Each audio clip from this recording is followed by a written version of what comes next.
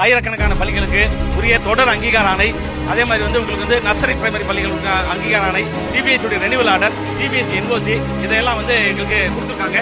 ஒரு பைசா கூட பணம் வாங்காம நேர்மையான முறையில் இந்த அங்கீகார ஆணை கொடுத்துருக்காங்க. அதுக்காக பள்ளி கல்வித்துறைக்கு, இயக்குநர் அவர்களுக்கு, செயலாளர் அவர்களுக்கு எல்லோருக்குமே எங்கள் தனியார் பள்ளிகள் சார்பாக, அனைத்து தனியார் பள்ளிகள் சங்கங்களின் சார்பாக நாங்கள் எங்கள் நெஞ்சார்ந்த நன்றியை தெரிவித்துக் கொள்கிறோம். அதே ஒரு 15,000 பள்ளிகள் அங்கீகாரத்திற்காக மாவட்டம் தோறும், மாநிலம் தோறும் அமைச்சர்களை பார்த்து, அங்கங்க இடைத்தரகளை பார்த்து பணத்தை கொடுத்து ஏமாந்து 5 ஆண்டுகளாக நாங்கள் பட்ட சித்திரவதைகளுக்கு அளவே கிடையாது. தளபதி விஜய் அவர்கள் பொறுப்பேற்ற பின்னால் 1 மாத கால இடைவெளிக்குள்ளாக எந்தவித நிர்பந்தமும் இல்லாமல் ஆயிரக்கணக்கான பேர் அனைத்து சென்னையில் வைத்து அங்கீகாரம் கொடுத்திருக்காங்க.